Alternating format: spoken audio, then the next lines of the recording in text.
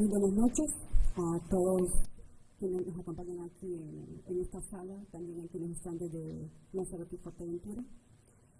Esta noche, Patricia Tejera y yo hemos preparado esta sesión que hemos titulado Nefrología Práctica para la consulta de pediatría de atención primaria. Hemos intentado darle un enfoque práctico y sencillo utilizando los recursos que están disponibles en los centros de salud. Esperamos que sea de interés y utilidad. Trataremos estos 4 temas, lo que es valoración de la función renal, proteinuria, hematuria y un enfoque básico de la hipercalciuria e hipocitraturia, que son, entre los 4, pues, motivos de consulta muy frecuentes en las derivaciones de nefrología. Comenzaré hablando de manera general de las formas de presentación clínica de la enfermedad renal. Actualmente, lo que es la detección ecográfica prenatal es sumamente importante en la detección de las anomalías estructurales. También puede ser un hallazgo casual en pruebas de laboratorio o pruebas de imagen realizadas por otro motivo, también como despistaje por antecedentes familiares. Y estos 3 primeros puntos, pues generalmente, en la mayoría de los casos, será enfermedad asintomática. También puede detectarse a partir de sintomatología específica, como una anemia crónica, como un niño con fallo de Medro, como parte de una enfermedad sistémica extrarrenal que secundariamente afecta al riñón, y por último, pues, como sintomatología nefrológica específica. En todas estas situaciones, pues son formas de manifestación de la enfermedad renal. Hablando propiamente de la valoración de la función renal, pues una sistemática recomendada es comenzar valorando la diuresis del paciente, seguido por la capacidad de concentración renal, el filtrado glomerular, función tubular y el equilibrio ácido básico. Nos centraremos sobre todo en el filtrado glomerular y de manera, pues, muy general trataremos sobre la diuresis y la concentración. Los otros las 2 partes finales, pues no las podemos tocar por cuestiones de tiempo. Y la prueba fundamental para empezar valorando la función renal es el análisis de orina. Consta de 3 partes. La primera parte es el examen macroscópico, que nos puede dar mucha información, comenzando por el color de la orina, si está turbia o transparente, si tiene sedimento, si tiene un aspecto espumoso. Luego la parte bioquímica, que es la tira de orina, que nos dará información semi-cuantitativa y está accesible en todos los centros de salud. Es rápida, fácil, barata, no invasiva. Y por último, lo que es el examen microscópico, que es el sedimento. No lo tenemos disponible en el centro de salud, pero sí podemos solicitarlo a los laboratorios hospitalarios. Bien. Recordar que hay muchas marcas, ¿verdad? Muchos laboratorios, muchos fabricantes de lo que es tira reactiva. Estamos acostumbrados a nombrarlo como Comfort Test, porque generalmente es la que tenemos disponible, pero hay otras marcas. Entonces, cuando nos encontremos con otra marca, revisar las instrucciones para no cometer errores, ¿verdad?, de procedimiento ni de lectura. Bien, en cuanto a la tira reactiva, tocaré los aspectos relacionados con función renal. No entraré a temas de infección urinaria, simplemente los aspectos relacionados con función. El primero de ellos, que es la gravedad específica o densidad específica. Sus valores normales oscilan entre 1.00 y 1.030 gramos por litro. Es muy útil, sobre todo si lo valoramos en una primera orina de la mañana, porque guarda una muy buena correlación con la osmolalidad urinaria. Y de hecho, está aceptado que utilizando las 2 últimas cifras de la densidad, multiplicándolo por un factor que dependerá de la edad, podemos hacer una estimación de la osmolalidad. Multiplicándolo por 40, eso es útil en adolescentes y adultos, y ya niños más pequeños, recién nacidos, utilizamos el 15 y en niños pequeños el 27. Se acepta que una osmolalidad por encima de 800 representa una adecuada función renal.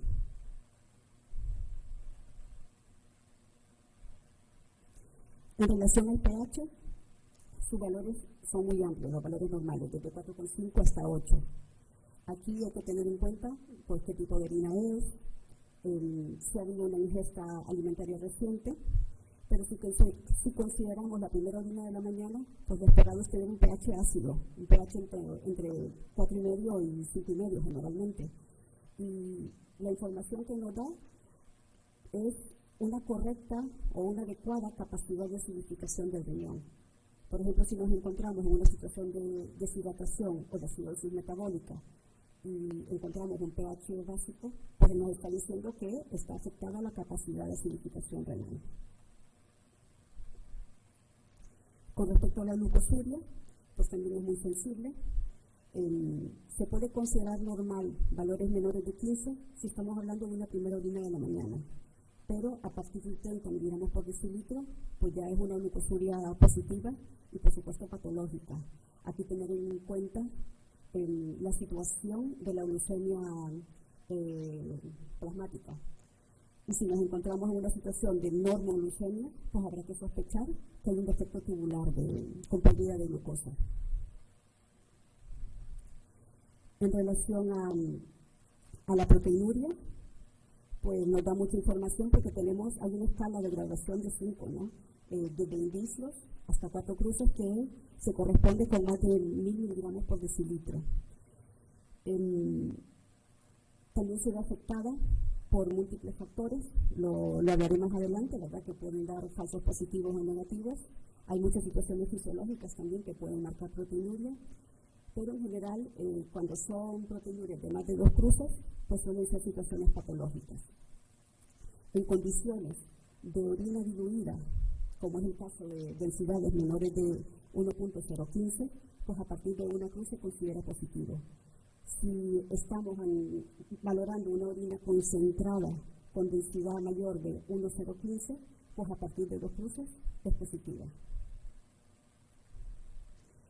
Por último, pues también podemos detectar sangre. No voy a hablar de esto porque Patricia lo detallará en su presentación. Bien, entrando ya a lo que es el filtrado glomerular renal, pues comenzar por la definición.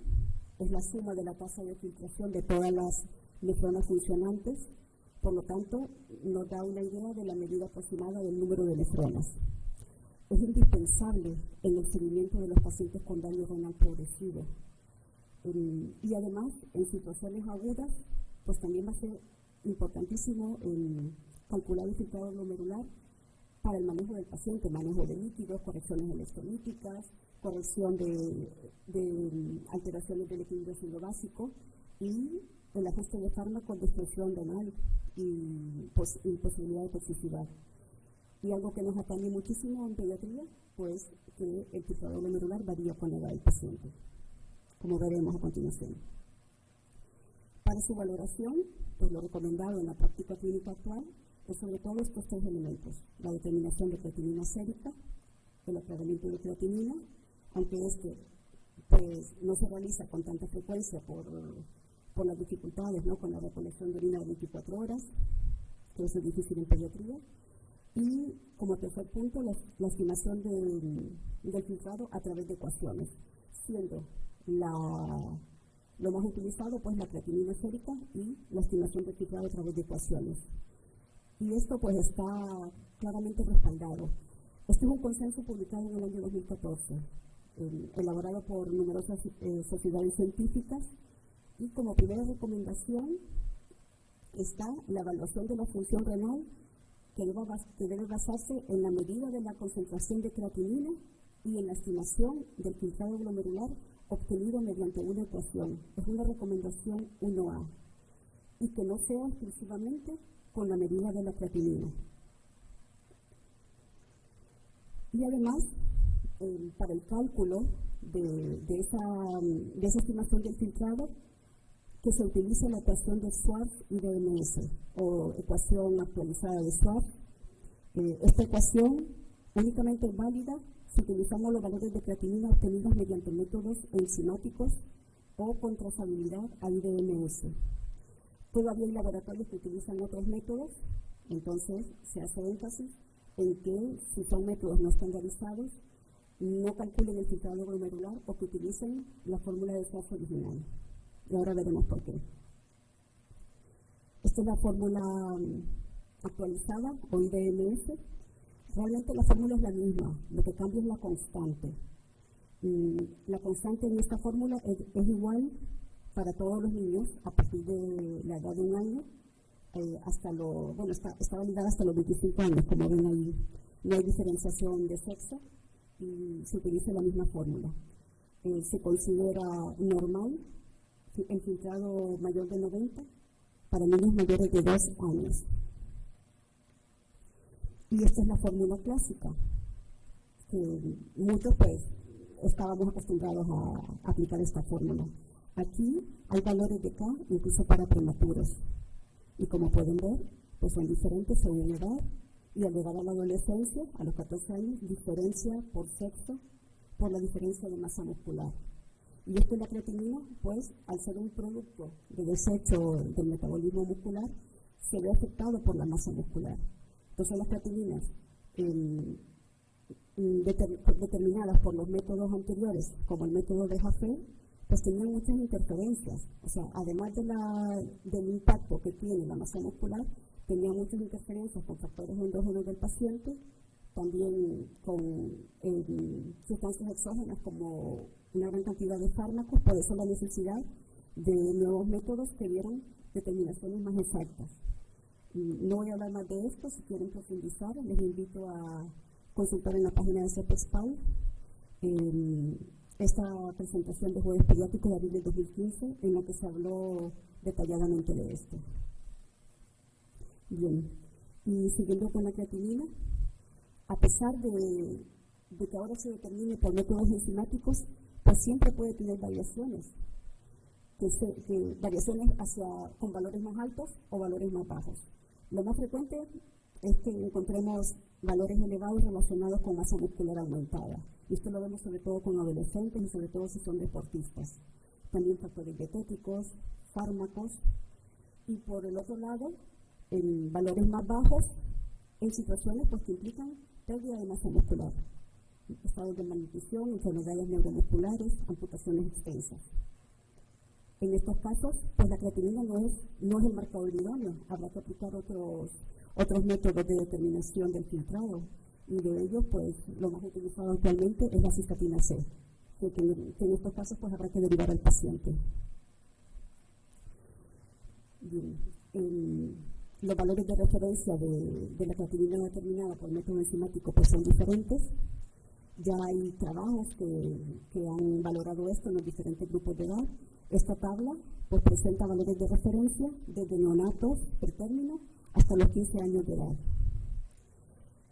Y son valores diferentes porque precisamente la creatinina enzimática, sus resultados son de un 15 a 20% más bajos que la creatinina determinada por métodos no enzimáticos. Por ello, la necesidad de tener una ecuación específica. Bien, y partiendo del filtrado glomerular, como dije al principio, que es indispensable para la clasificación en los pacientes con daño renal progresivo, pues en base al filtrado se clasifican estos 5 grupos, desde el G1 hasta el G5, conforme disminuye el filtrado glomerular. Pero también en pacientes que están en situación de daño renal agudo, pues también habrá que calcular el filtrado, y en función de ese filtrado, el ajuste de aquellos fármacos que necesiten por su toxicidad. ¿Qué ocurre con los niños menores de 2 años? Porque esto aplica para mayores de 2 años. Con los menores de 2 años lo que se recomienda es buscar los valores de referencia según su edad y hacer un seguimiento de esas cifras de creatinina. Este es un trabajo, el trabajo de referencia recomendado para buscar los valores, ¿no? para diversas edades. Miren que presenta desde el día 1 hasta los 12 meses y van desde el percentil 2,5 hasta el 97,5. Los valores están en micromoles por litro, dividiendo entre 88,2, obtenemos miligramos por decilitro, que es a lo que estamos acostumbrados. Bien. Otra utilidad que le podemos dar a la determinación de creatinina, generalmente cuando pedimos estas pruebas, pues lo pedimos además una analítica de orina. Si hemos pedido la creatinina en orina, pues podemos hacer un cálculo de la diuresis, que en los niños pequeños es sumamente complicado calcular diuresis por la dificultad en recoger orinas. Entonces, calculando el volumen urinario por cada 100 mililitros de filtrado glomerular, podemos tener una estimación de esa diuresis. En el segundo recuadro, ahí aparece la fórmula, multiplicando la creatinina sérica por 100 y dividiéndola entre la creatinina en orina, pues tenemos el volumen urinario que corresponde a 100 mililitros de filtrado glomerular. Su valor normal es de 0,59 más menos 0,22 y se considera poliuria si ese valor está por encima de 1,25. Y es un cálculo muy sencillo y que no puede sacar de dudas ante una sospecha de poliuria. Bien, tengo algunos casos clínicos para poner en práctica esto del cálculo del filtrado. Les presento a Ana, que es una niña de 3 añitos, que mide 93 centímetros y que está hospitalizada por una por una infección urinaria. Venía con una analítica de un laboratorio privado. Como pueden ver, la creatinina no dice que sea creatinina enzimática. Todavía hay varios laboratorios privados que determinan la creatinina por métodos no estandarizados. Entonces, esta creatinina, para la fórmula que tenemos que utilizar es la fórmula de Schwarz original. Por lo tanto, el valor de la constante deberemos elegirlo en base a la edad. El cálculo del filtrado glomerular pues nos da 127, es un valor normal. La talla por la constante dividido entre la creatinina. ¿Qué pasa si no nos damos cuenta de ese detalle de que no es creatinina enzimática y aplicamos la fórmula de Schwarz actualizada? Pues, como la constante es menor, estaríamos infraestimando el filtrado glomerular. Ven que hay una diferencia de 30 mililitros en este caso. O sea que es importante fijarnos en este detalle o confirmar con el laboratorio qué método es el que han utilizado. Ahora les presento a Carlos, es un chico de 14 años de edad sano. Se le hace una analítica porque hay una sospecha de hipertensión. Tiene una creatinina enzimática de 0,65, por lo tanto, utilizamos la fórmula de Schwarz actualizada. Tiene un filtrado de 107, el cual es normal. Por encima de 90, normal. Como el mismo día le hicimos una orina y tenemos el valor de la creatinina en orina, pues podemos hacer un cálculo del volumen urinario para 100 mililitros de filtrado glomerular. Multiplicamos su creatinina 0,65 por 100, dividido entre la creatinina en orina, y nos da 0,40 mililitros. Está dentro del rango considerado como normal. Entonces hemos hecho 2 cálculos. Bien, ahora les presento a Roberto, es un niño de 14 años sano, que además es futbolista, practica el fútbol 4 o 5 días a la semana, y su pediatra la técnica analítica porque la madre dice que lo observa cansado. Es una analítica de un centro de salud de la zona norte, realizada en Dr. Negrini, y nos informa una creatinina enzimática de 1,08. Su pediatra le hace el cálculo del filtrado glomerular, como creatinina enzimática es la fórmula de Schwarz actualizada, y podemos ver que sale un filtrado de 63,7. Está descendido. Le repite la analítica, le manda, se le indica una estación materno. A pesar de que está más baja, sigue siendo una creatinina que parece que está alterada. Y al aplicar la fórmula de Schwarz, pues tiene un filtrado estimado de 74,8, que sigue estando por debajo de 90. En este paciente habría que confirmar si realmente tiene una enfermedad renal. O podría ser que, al ser un deportista, tenga mucha masa muscular y que por eso estemos teniendo esta cifra de creatinina elevada. Así que lo recomendado será utilizar otro marcador en este niño como la cistatina, que no se ve alterada por la masa muscular.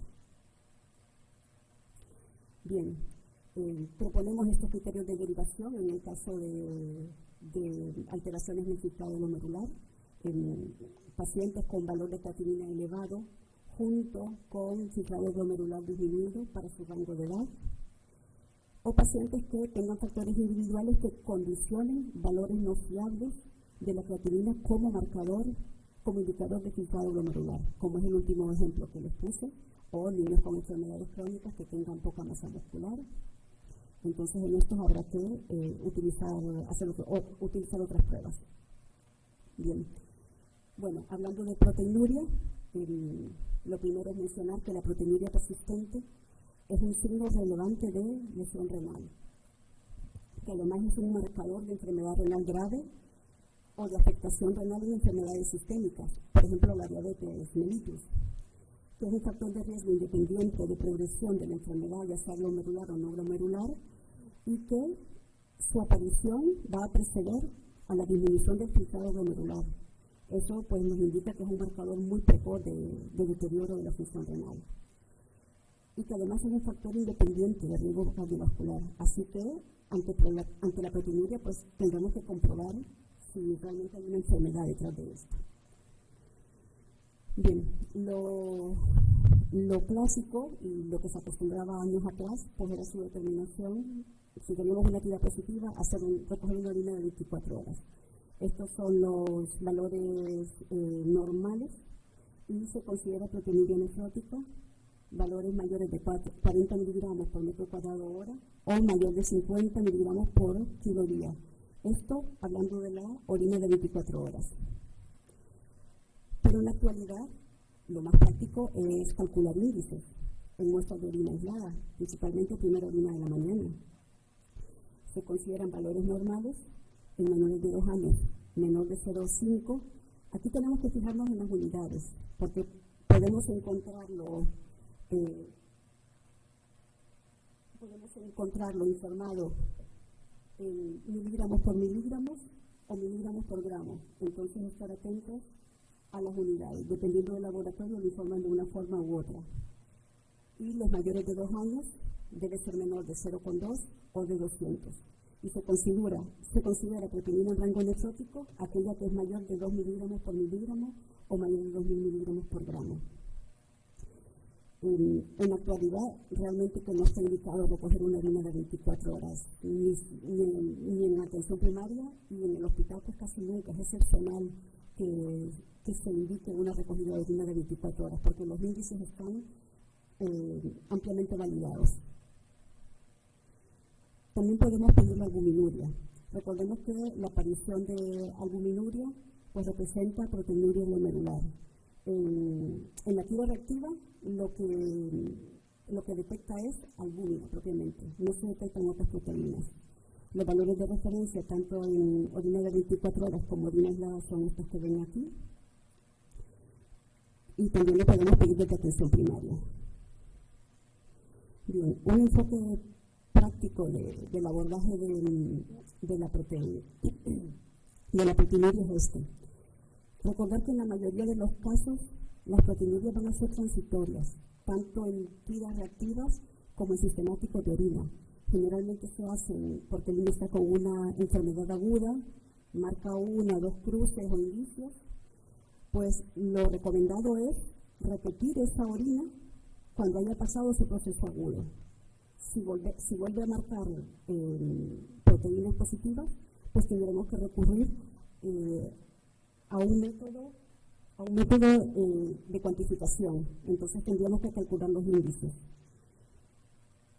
Si confirmamos esa proteinuria, pues está indicado hacer 2 o 3 determinaciones más, con intervalo de 2-4 semanas.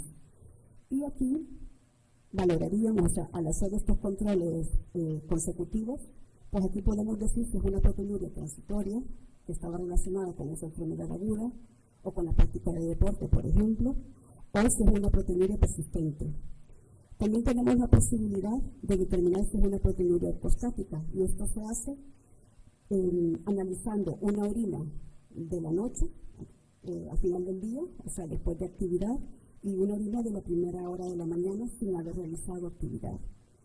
En ese caso, la de la mañana, tras reposo, pues debería ser negativa. Eso nos indica que es una proteinuria ortostática. ¿Y en qué caso derivar?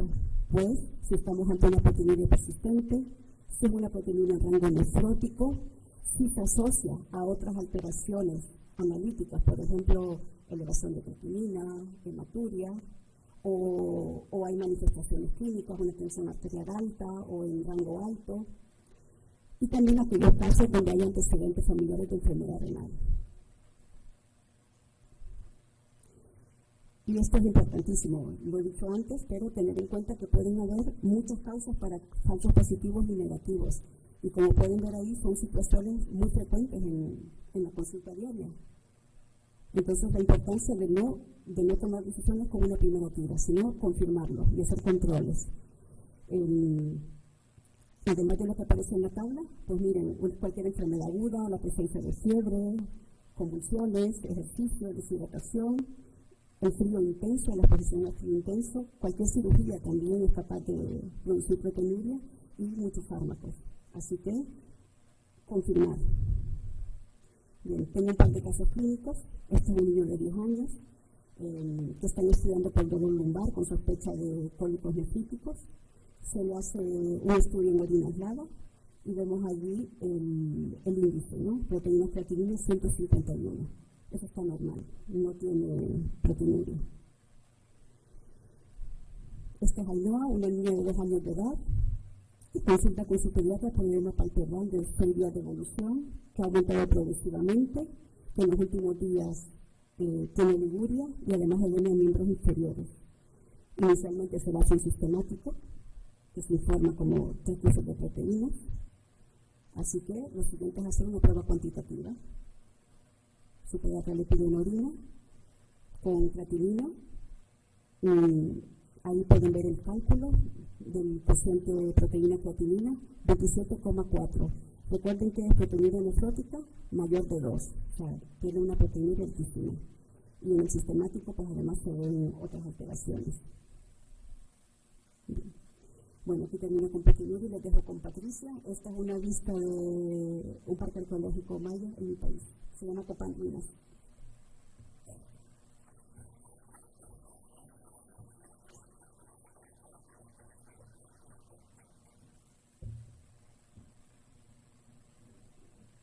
Buenas noches a todos.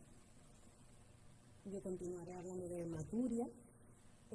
Tenemos 2 formas de presentación que nos pueden llevar a la consulta, ¿no? Por un lado, tener una microhematuria en un análisis de orina, o bien venir unos padres muy asustados, porque asusta muchísimo, con que su hija ha tenido un episodio de macrohematuria. En este último, en la macrohematuria sobre todo, lo más importante, porque es lo que nos va a ayudar a enfocar la hematuria, es de dónde viene, ¿no? Viene del riñón, es glomerular, o viene más bien de las vías urinarias, no glomerular o extraglomerular. Entonces, una pregunta muy importante es de qué color es la orina, ¿no? De las glomerulares habitualmente son orinas más oscuras, son de color Coca-Cola, color coñac, que hicieron los padres, ¿de acuerdo? Y es raro que tengan pues coágulos, por ejemplo. En cambio, la extraglomerular es una hematuria roja intensa, muchas veces incluso con coágulos. La siguiente pregunta tiene que ir dirigida a si tienen sintomatología. Habitualmente la hematuria glomerular es una hematuria indolora, asintomática, uniforme durante toda la micción. En cambio, la extraglomerular suele asociar muy frecuentemente sintomatología miccional y muchas veces no es uniforme. A veces, si las preguntas te dicen que es al inicio de la micción, bueno, una gotita de sangre desde al inicio y que luego se va aclarando. Eso nos orienta más hacia un origen uretral, por ejemplo, una uretritis. O al revés, que es al final de la micción. Esto orienta más a un origen más en cuello vesical. Luego, cuando ya hacemos el análisis de orina, hay datos que nos van a orientar también. Si los hematíes son normales, son isomórficos, orienta más a extraglomerular, probablemente extraglomerular. En cambio, la presencia de hematíes dismórficos, acantocitos, cilindros hemáticos, orienta más a glomerular. La proteinuria en la hematuria glomerular suele estar positiva con mucha frecuencia en un grado variable desde leve hasta entrando nefrótico. En cambio, en la extraglomerular es raro que haya proteinuria, pero bueno, puede aparecer, aunque habitualmente es leve. Lo siguiente es dirigido a saber cuáles son las causas más frecuentes de hematuria, porque también la anamnesis irá dirigida a ella, así como los antecedentes personales y familiares. Una de las causas más frecuentes de hematuria glomerular es la glomerulonefritis aguda postinfecciosa, donde el paciente, si uno indaga, aunque no siempre se descubre, hace 3-4 semanas ha tenido un proceso infeccioso habitualmente respiratorio de vías altas, faringio, estreptocócico, ¿no? Pero bueno, muchas veces estreptocócico o infecciones dérmicas también. Como causa de glomerulopatía primaria, la más frecuente es la nefropatía IgA, es esa enfermedad que cursa con brotes de hematuria macroscópica en un momento de infección respiratoria, o sea, concomitante con una infección respiratoria aguda. Con incidencia familiar tenemos el síndrome de Alport, que también puede cursar con una microhematuria persistente y antecedentes familiares o brotes de macrohematuria. Recordar que la hematuria puede ser una forma de presentación de cualquier enfermedad sistémica. Por tanto, en las preguntas, en la anamnesis, en la exploración física, tenemos que estar pensando en si hay signos o síntomas de alarma de otras enfermedades sistémicas. Luego, en la hematuria extraglomerular, la causa más frecuente va a ser una infección urinaria no complicada, una cistitis.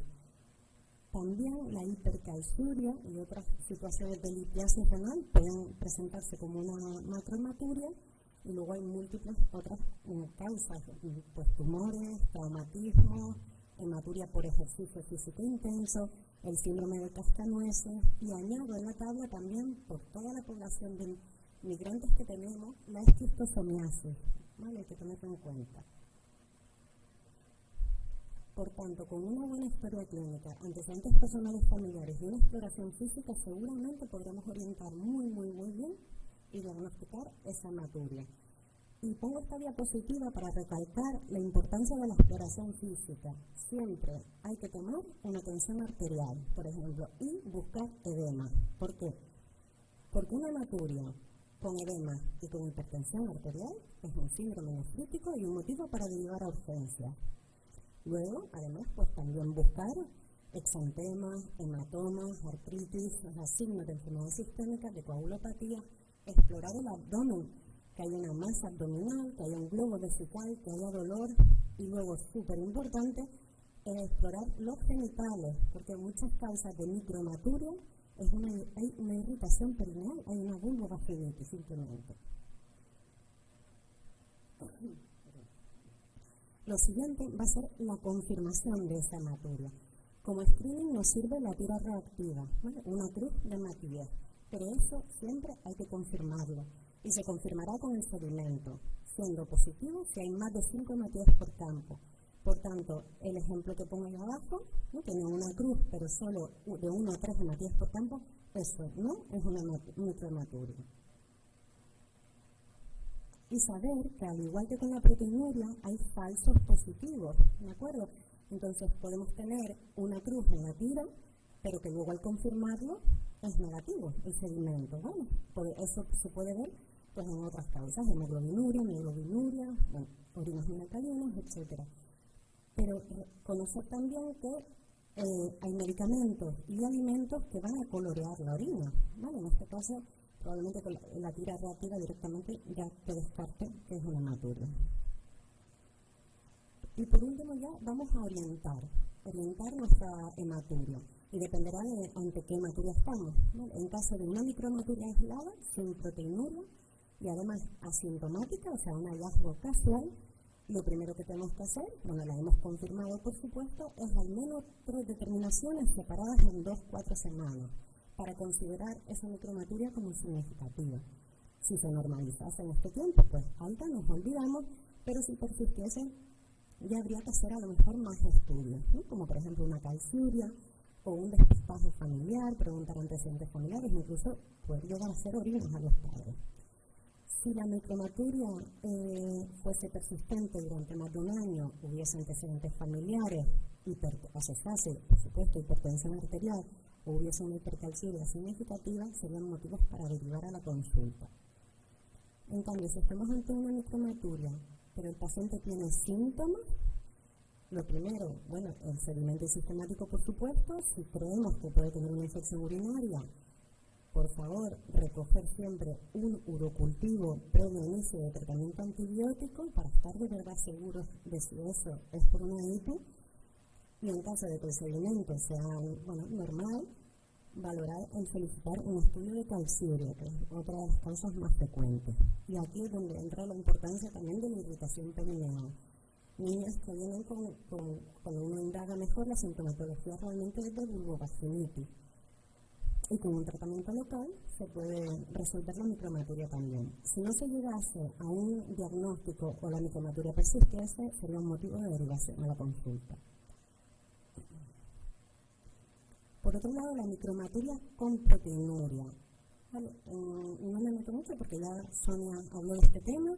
En caso de que tuviésemos de forma persistente pues esta micromaturia y confirmando que efectivamente con los índices es una proteinuria, sería motivo también pues pedir algún control analítico y ver qué creatinina plasmática y función renal tiene ese paciente y derivar en caso de que hubiese alteraciones o persistencia de la proteinuria.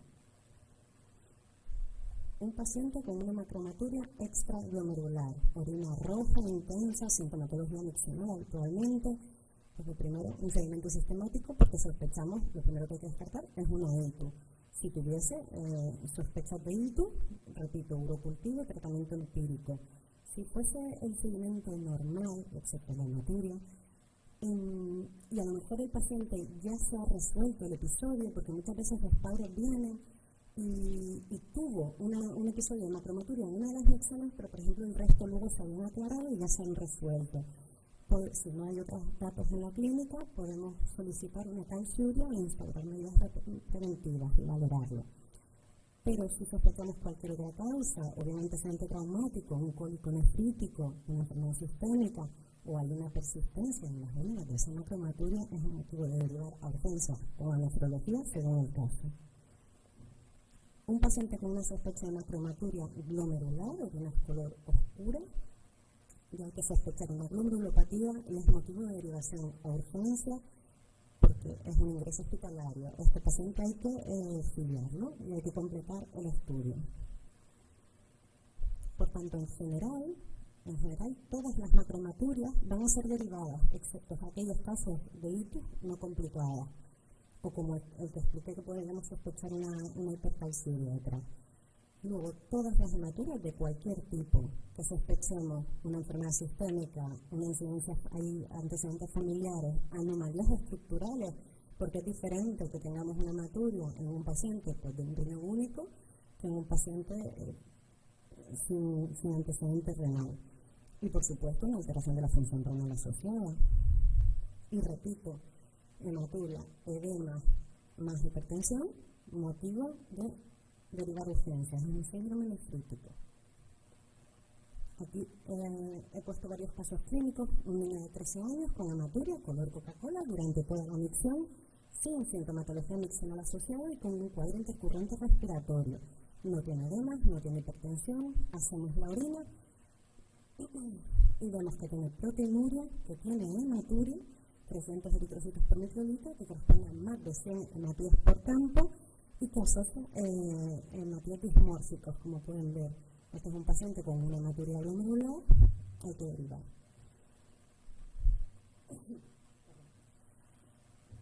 El siguiente es un niño de 4 años, un estudio por una disminución de la ingesta, una hiporexia, que se hace una orina y vemos que tiene de 25 a 30 hematías por campo.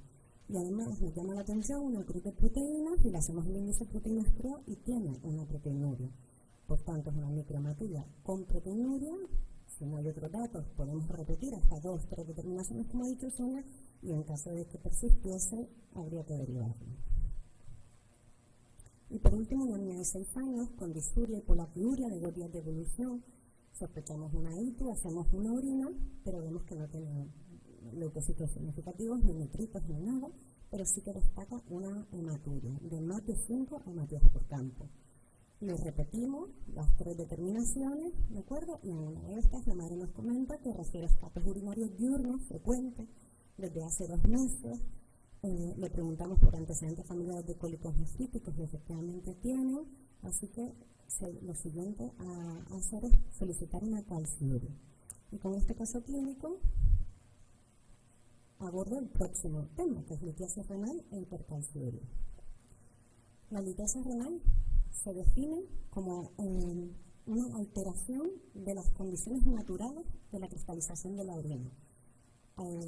Intervienen diversos factores, es una patología multifactorial, y lo que es importante saber es que en la orina hay factores que van a favorecer la formación de cálculos renales, y una concentración urinaria elevada de calcio, de ácido úrico, de oxalato, de cistina, van a formar cálculos. Pero que además tenemos factores inhibidores o protectores de la formación de cálculos, y que al contrario, una concentración urinaria disminuida de estas sustancias van también a favorecer la formación de cálculos, como es el citrato y el magnesio. Entonces es como una balanza donde cuando ocurre un desequilibrio es cuando se favorece la formación de la cristalización de los cálculos. Pero hay otros factores que también predisponen: el tiempo de permanencia de la orina en el tracto urinario, lógicamente, la ingesta hídrica, muy importante. Una ingesta hídrica muy escasa va a ser un factor favorecedor claro. Y luego también cavidades renales de baja eficacia urodinómica, que se llaman, que es como la dilatación del tracto urinario, ¿no? Que como están dilatadas en una éstasis de la orina, o esas vejigas disfuncionales, como una vejiga neurogénica, donde también hay mucho residuo promisional, también van a favorecerlo. Entonces voy a abordar las dos anomalías metabólicas más frecuentes. Una de ellas es la hipercalciuria. La hipercalciuria idiopática, más que una enfermedad, es una anomalía metabólica, como he comentado. Se detecta un aumento de la eliminación urinaria de calcio en ausencia de hipercalcemia y de otras causas conocidas de hipercalciuria, como pueden ser la inmovilización prolongada o la toma de determinados fármacos. Es la causa más frecuente de litiasis renal, tanto en niños como en adultos, y es una condición hereditaria. Lo vemos en consulta muchas veces, son familiares, un montón de familiares con cólicos. Influyen factores genéticos y ambientales. Y en la edad pediátrica los síntomas de presentación pueden ser muy diversos en ausencia de formación de cálculos renales. ¿Y cuál es la clínica? Que esto es lo más importante conocer. Pues episodios de hematuria macro o microscópica, como ya hemos dicho, sintomatología miccional, yo creo que sin duda la más frecuente, disuria, polaquiuria, urgencia miccional, incontinencia urinaria diurna, incluso enuresis, ¿vale? Muchas veces se van a confundir pues con una hipo, pero es que no solo se pueden confundir, sino que además hay una asociación entre hipercalciuria e hipo de repetición. Y muchas veces se confunde también porque la hipercalciuria puede estar detrás de una leucocituria estéril. Por tanto, un niño que nos venga con sintomatología miccional, que hagamos una tira, que veamos leucocitos y digamos, esto va a ser una hipo, recoger urocultivo previo inicio de antibiótico, porque muchas veces no lo es, los urocultivos luego salen negativos y los síntomas son por la hipercalciuria. También podemos tener proteinuria discreta, pacientes con dolor abdominal recurrente, sobre todo lo refieren en región hipogástrica. ¿Por qué? Porque esa cristalización produce lesión del urotelio y le puede producir hematuria secundaria. Clínica de cólico nefrítico como tal, dolor lumbar, cólico intenso, orinas turbias o seguimiento urinario. Hay padres que comentan muy bien como en el fondo de la taza del váter o cuando recogen una muestra de orina se ve, cuando lo dejan reposar, se ven la arenilla, los cristalitos, ¿no?, en el fondo. Y luego, por supuesto, que a nivel ecográfico nos encontramos con litiasis, con microcálculos, con nefrocalcinosis, con partículas hipercogénicas móviles en vejiga, que no es raro encontrarlo. Y luego la siguiente anomalía es la hipocitraturia.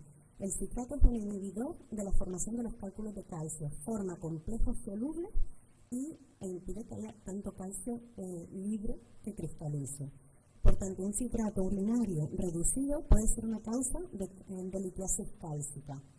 Hay enfermedades que predisponen a la hipocitraturia, que cursan con hipocitraturia, como las acidosis metabólicas, entre la acidosis tubular renal distal, tratamientos con determinados fármacos, dietas cetogénicas que son ricas en proteínas y bajas en frutas y verduras, o bien por prescripción médica o bien por malos hábitos. pacientes con mala absorción intestinal, pacientes con fibrosis quística. ¿Y cómo podemos diagnosticarlo? Pues, como mi compañera, repito que no es necesario una orina de 24 horas, no es suficiente con hacer cocientes urinarios, ¿vale? Una orina aislada. El cociente de calcio-creatinina y el de citrato-creatinina. El de calcio-creatinina, los valores normales por encima de 2 años es de menos de 0,21, pero es importante conocer que en los niños menores de 2 años la eliminación urinaria de calcio es mayor y los valores de normalidad varían, aunque es muy raro que uno necesite solicitar una calciuria en menores de esta edad, por la clínica que he comentado antes, pero si se lo encuentran, saber los valores normales. Y el cociente citrato-crea es normal por encima de 400, ¿no? Porque bajo de 400 consideraríamos una hipocitraturia. Sé que desde primaria no está en el petitorio la opción de pedir citrato, pero que sepan que si llaman al laboratorio sí que lo hacen, si pudiese resultarles de interés. Conocer también que a lo largo que pasan los años, los niños que son hipercalciúricos muchas veces disminuye esta eliminación tan alta de calcio y lo que predomina es más bien la hipocitraturia. Entonces tenemos en adolescentes con clínicas de cólicos nefríticos, muchas veces no vamos a encontrar una hipercalciuria, pero si buscamos tenemos un paciente con hipocitraturia evidente. Y luego quería añadir el concepto de prelitiasis. La prelitiasis es el diagnóstico de portadores de estas anomalías metabólicas causantes de cálculos en una fase de la vida en la que todavía no les ha dado tiempo a desarrollarlo, como es en la pediatría. Entonces hablamos de medicina preventiva. Bueno, pues, su detección puede ser muy útil para precisamente tomar medidas, tratamiento dietético realmente, para evitar esa progresión a enfermedad litiásica. Y una forma de despistaje, de ver este riesgo que tienen esos pacientes, es con el índice calcio-citrato. Un índice calcio-citrato por encima de 0,33, independientemente de la calciuria y el citrato que tengamos, es un alto índice lipogénico. ¿Y qué hacemos cuando tenemos a un paciente con sintomatología y un alto índice lipogénico? Lo primero, las recomendaciones dietéticas. Vamos a tener factores que lo que vamos a intentar es aumentar los protectores de la orina y por otro, pues disminuir la eliminación de calcio. Lo primero, favorecer la ingesta hídrica, eso es fundamental. Segundo, una dieta rica en frutas y verduras a diario. Sobre todo, si pueden ser algún cítrico en el día, mejor, ¿vale? El citrato es el mayor inhibidor de la cristalización. Y luego también las frutas y las verduras son ricas en potasio, que disminuyen la eliminación urinaria de calcio, y de magnesio, que aumentan la citraturia. Los cereales integrales, o sea, a las familias no les cuesta el pan, la pasta, el arroz integral, también disminuyen la eliminación urinaria de calcio y tienen mucho citato que está en la cáscara de los cereales y de las legumbres, que aumenta la absorción intestinal de calcio y ayuda a inhibir la cristalización. El pescado azul, rico en omega 3, también es un protector. Y luego, en cuanto a qué limitar, lo primero son la leche y los derivados. Hay niños que, si uno pregunta, toman hasta más de un litro de leche al día. Entonces hay que limitarlos a 500 mililitros al día, tampoco menos, porque menos va en contra de la mineralización ósea y además podría favorecer una mayor eliminación de oxálico y con ello más formación de cálculo, por tanto puede ser contraproducente. Muchas veces a los niños lo que les decimos es que quiten la leche de la noche, que muchos niños toman leche por la noche, la pongan en la merienda y por la noche añadan un cítrico, ¿vale? Individualizando cada caso, por supuesto. Evitar dietas ricas en oxalato, abusar del té, del chocolate, de hojas verdes. Tuvimos una niña que formó una litiasis porque hacían un puré de acelga y le duraba la semana completa porque todos los días comían el puré de acelga. Evitar una dieta rica en sal y en proteínas, sobre todo en carne roja, ¿no? Porque aumenta la eliminación urinaria de calcio y además disminuye el citrato. saber que esta dieta es orientativa, que no hay alimentos ni prohibidos ni cantidades a tomar, que las recomendaciones son de por vida, pero que hay que evitar crear conciencia de enfermedad, que la normalización de la calciuria no es el objetivo. Realmente nuestra diana terapéutica es conseguir un índice calcio-citrato por debajo de 0,33, pero sobre todo que el paciente deje de tener sintomatología. No es necesario obsesionarse y hacer controles de hipercalciuria cada 2x3. ¿Y cuándo derivar? Pues cuando hay persistencia de sintomatología a pesar del tratamiento dietético o cuando tenemos una ecografía con nefrocalcinosis, microcálculos, litiasis renal. Entonces, en la paciente de antes, que con muy buen criterio decidimos solicitar una calciuria, tenemos un calciocreatinina de 0,21, justo en el límite, pero considerado hipercalciuria, y hacemos el citrato creatinina, que, bueno, comentar que por las unidades hay que dividir la creatinina entre 1000, ¿no? Entonces, al dividir el cítrico entre creatinina, tenemos de 549, que es normal, pero si hacemos el calcio citrato, nos da de 0,38, que tiene un alto índice litogénico. El siguiente niño es un niño de 15 años con enfermedad de Crohn y varios episodios de cólicos nefríticos. Refiere también a expulsión de arenilla, la ha visto. El cociente calcio-creatinina es normal, sin embargo, tiene una hipocitraturia muy severa, ¿vale? De 57, lo que le supone un índice calcio-citrato muy elevado. Aprovecho para hablar también de la uroterapia estándar, de crear buenos hábitos miccionales, ¿vale? Aprovecho porque la clínica, que venga un niño con una sintomatología miccional es una de las consultas más frecuentes. Escapes urinarios diurnos, cuando antes no los tenía, disuria, polaquiuria, aumento de la frecuencia miccional. Bueno, en lo que nosotros hacemos esa anamnesis, pedimos calciuria o lo que consideremos, siempre es importante revisar y explicarles los buenos hábitos miccionales. Y aprovecho también para que, bueno, pues que a lo mejor si tienen tiempo, en las revisiones del niño sano lo pregunten o lo fomenten.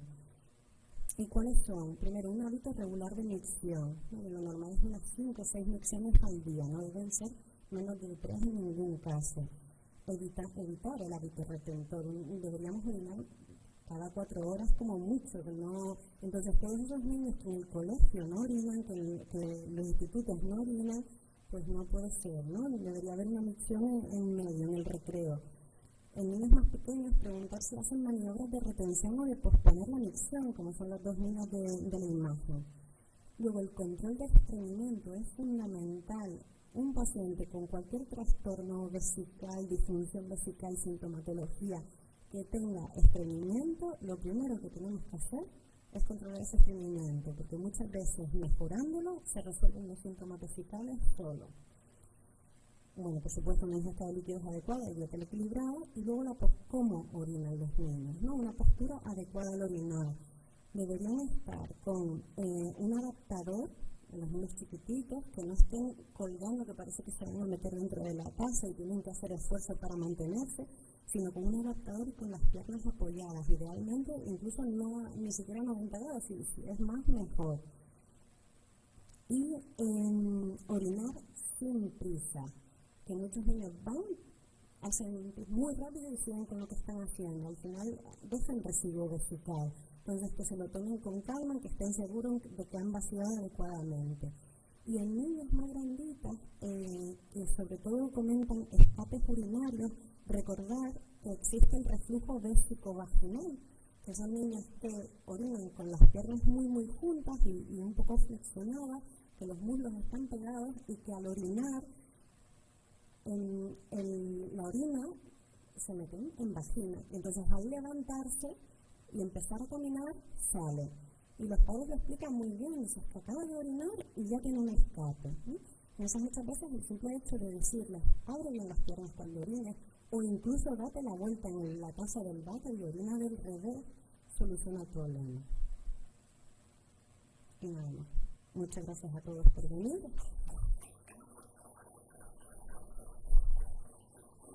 Les recuerdo que los protocolos de nefrología pediátrica de la AEP, que están muy bien, además están actualizados de 2022.